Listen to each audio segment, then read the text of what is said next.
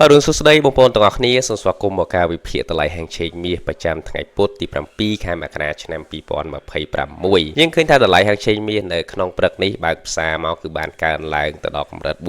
$4,500ក្នុងមួយអោនហើយក៏បានថមថយតម្លៃមកវិញបច្ចុប្បន្ននេះគឺនៅកម្រិត$4,474ក្នុងមួយអោន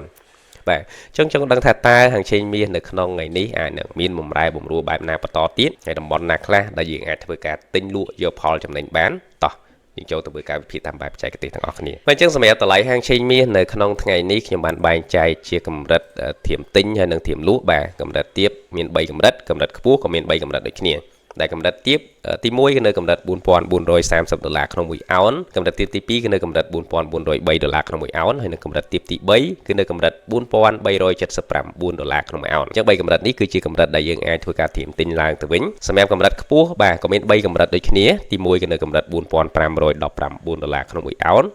កម្រិតខ្ពស់ទី2គឺនៅកម្រិត$4,542ក្នុងមួយអោនហើយនឹងកម្រិតខ្ពស់ទី3គឺនៅកម្រិត$4,588ក្នុងមួយអោនបាទអញ្ចឹងសម្រាប់ទិសដៅមាសនៅក្នុងព្រឹកនេះបាទទិសដៅមាសនៅក្នុងព្រឹកនេះខ្ញុំមើលឃើញថាអាចនឹងមានការធ្លាក់ចុះខាងក្រោមបន្តបន្ថែមទៀតដែលអាចនឹងធ្លាក់មកប៉ះកម្រិតទាបទី1គឺនៅ$4,430នេះឬក៏អាចនឹងធ្លាក់មកប៉ះកម្រិតទាបទី2នៅកម្រិត$4,403ក្នុងមួយអោនហើយកម្រិតដែលល្អក្នុងការទិញគឺខ្ញុំឲ្យបងប្អូនធៀមទិញពីកម្រិតទាបទី2បាទកម្រិត$4,403បាទកម្រិតហ្នឹងគឺរៀងល្អក្នុងការទិញឡើងបាទហើយសម្រាប់សេណារីយ៉ូមួយទៀតបើសិនជាមាសស្រាប់តែស្ទុះងើបឡើងទៅលើបន្តណាជាពិសេសគឺបុកដាច់កម្រិតនេះ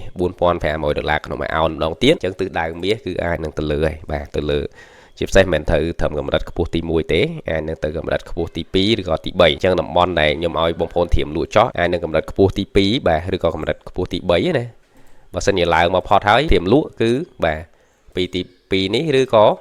ធៀមលក់ពីកម្រិតខ្ពស់ទី3មកហើយដល់ឡែកនៅក្នុងព្រឹកនេះខ្ញុំបានលក់2ដងហើយបាទលក់វគ្គទី1នេះគឺយើងបានប៉ះ take profit មកវគ្គហើយវគ្គទី2នេះគឺយើងលក់ម្ដងទៀតប៉ុន្តែគ្រាន់តែ target របស់យើងរៀងវែងតែយើងអាចនឹង3ទីផ្សារបាទ3ទីផ្សារបានទៅដល់ target target យើងដល់ទីបំផុតដល់$4,410បាទអញ្ចឹងយ៉ាងណាមិញខ្ញុំអាប់ដេតបងប្អូនបន្ថែមទៀតនៅក្នុងក្រុមហើយសម្រាប់បងប្អូនដែលចាប់អារម្មណ៍ចង់បើកគណនីទិញលក់មាសបាទបងប្អូនអាចតាក់ទងមកកាន់លេខទូរស័ព្ទដែលខ្ញុំបានដាក់នៅក្នុង caption លេខទូរស័ព្ទនេះគឺមាន Telegram បងប្អូនអាច message មកក៏បាន call មកក៏បានដែរបាទអូខេអញ្ចឹងថ្ងៃនេះខ្ញុំមានប៉ុណ្ណឹងចាំយប់នេះយើងជួបគ្នាម្ដងទៀតបាទអញ្ចឹងខ្ញុំបាទសូមអរគុណសូមគោរពលាបើគណនីទិញលក់ហាងឆេងមាសឥឡូវនេះលោកអ្នកនឹងទទួលបានការបន្តបណ្ដាលនិងការប្រឹក្សាពីអ្នកជំនាញព្រមទាំងក្លាយជាសមាជិកនៅក្នុង Channel VIP ដែលគិតថ្លៃ